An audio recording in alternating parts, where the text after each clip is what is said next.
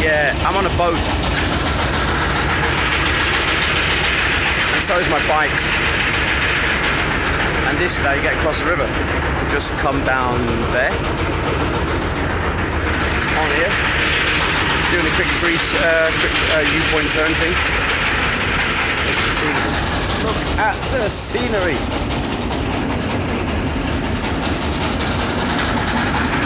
Wow, this is the way to travel.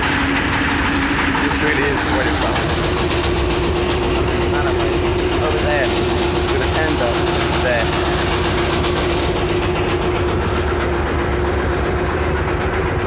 Wow. I do believe this is my first time on a boat in Vietnam.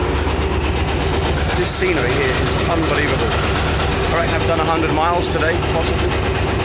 I look at the map and find the wiggliest road I can find, and I go along that. And the views are just staggering. The views are unbelievably staggering. I'm heading towards the Ha Giang Loop. This is day 4.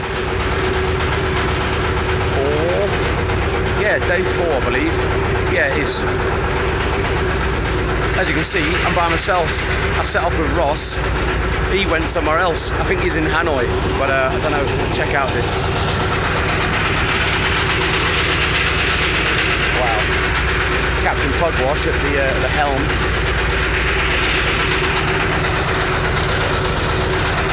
Wow.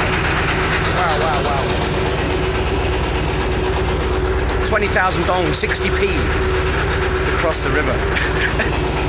Trying to charge me 50, I was like, nah man, even though that's still only like, you know, £1.50, 60p to cross the river though. I thought it was a hippo then, just a log. What a view, what a view. My own private ferry, there's just me on it and the driver, captain. And yeah, I'm going to hit the DT112 later on. I reckon I've got another maybe 60, 70 miles to go, and then I'm going to take the DT112, which is the wiggliest road in Vietnam, I believe, and possibly the most dangerous. It's, I don't know. It says beware. It says not for the inexperienced rider, you know, but why not? Adventure begins and continues. Wow. And when I got here, the ferry has just literally pulled in. People have just got off. What an amazing thing to do. Boiling hot, as you can see. And wow. Road trips, yeah, Da Nang's in lockdown. Luckily, I'm not in Da Nang. I left before the lockdown actually officially was put into place, and just went north. And always wanted to do the Ha Giang Loop. Always. Even when I lived in Hanoi, and I'd never ridden a motorbike by that time. But having lived down here and ridden one every day, you know, I've probably done about, I don't know, close to 1,000 kilometers already, I reckon. Day 4. And I'll probably be in Ha Giang tomorrow. And Sapa, I want to go along Sapa, well, visit Sapa of course, and then go to the,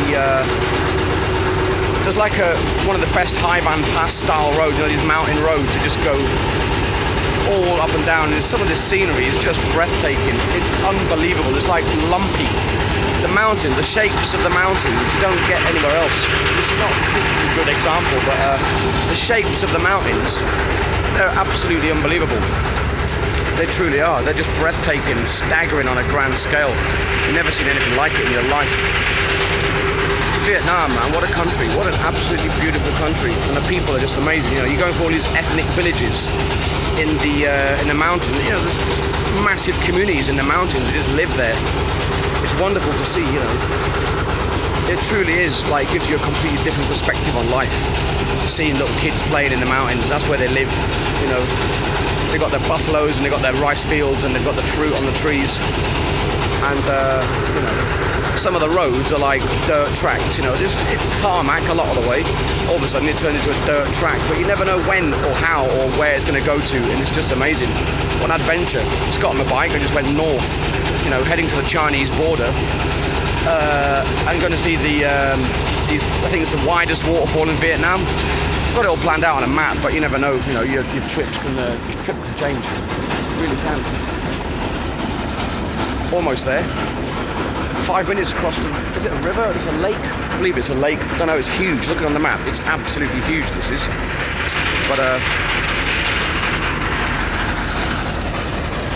we are officially at the other side. Time to get on the bike and leave. Thanks for watching. The adventure continues.